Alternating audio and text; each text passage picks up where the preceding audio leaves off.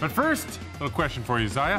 What looks like a giant bubble, weighs 350 kilograms, and can go up to 10 kilometers an hour on the open water? Well, Dan, why don't I take a wild guess? I'm going to say the Kugel, a see-through floating sphere, and its Austrian inventor hopes it's going to become the hottest new sport to take over the planet. That's right. When it comes to water sports, there are plenty of ways to get around. But you've never seen anything like this. Yeah, this is a Kugel. Kugel is the German word for a sphere of a ball. That's right, a watertight floating orb that you drive and steer from inside. It's not a boat. The Kugel is a fun and leisure device for transportation on the water. I bet you're wondering how Peter Mondel came up with this crazy idea. I saw on TV a documentary about a swimming barbecue platform, and this invention was very, very successful. And the whole day I think about this invention, and yeah, wow, I want to do it also. The first prototype I built completely without any calculations. I only go in the garage, start to build it. Using spare car parts, he made a moving mini Kugel and tested it out in his parents' pool. I was really very nervous during the first drive. You can't be sure that everything happens very well. Is it completely watertight? We put it in the water and try it and say, okay, yes, it works. And the next step was to build Kugel in the original size. And wow, did he kick it up a notch. Soccer, anyone? It was a white sphere with only small windows. So the problem was, I don't see where I go. And the first time it worked, the movement forward and backward, and the steering to the side broke.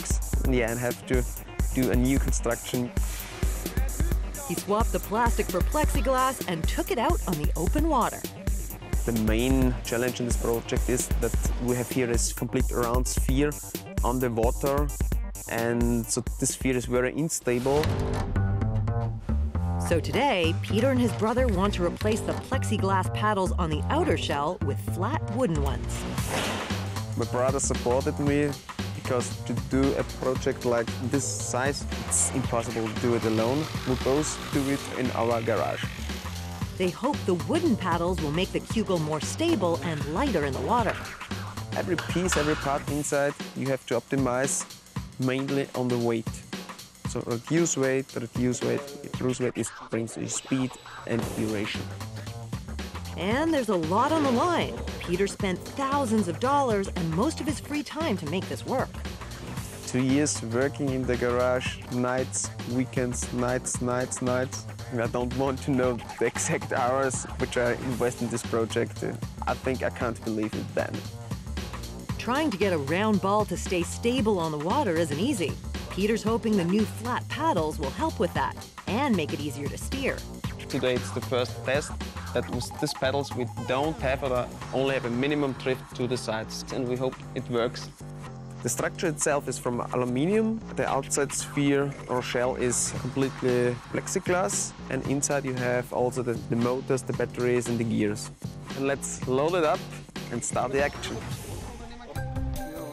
Enter the Digger, a 10-ton trailer with one job, to transport the Kugel to a nearby lake safely. If the Digger drives too fast, the vibrations from the street could cause the aluminum to bend or the plexiglass to shatter. A worst-case scenario Peter tries not to think about as the sphere gets loaded up. At the lake, the new prototype is prepped for splashdown. First, Peter reinstalls the console, some last-minute tweaks, checks and fixes, and it's time for him to strap in. Peter is ready to roll. Very easy, very simple principle. Joystick on the right brings the seat to the right, and so the Kugel turns on the right side, and the Kugel makes a turn. If you're a gamer, or even if you've played a few rounds of Wii, you too can drive this mean machine with little to no training. I would say this project is one big challenge, as they have so many steps, so many little challenges. The test has been going fine, but suddenly there's a problem. The The Q-Gull's motor starts to sputter. Peter's brother valiantly tows him in. I can drive only 2 or 3 minutes on a good speed, and then I don't know, the engine and the motor goes down, up. So I think we have a small problem on the electronic side. A quick battery change and it's back in the water for another spin.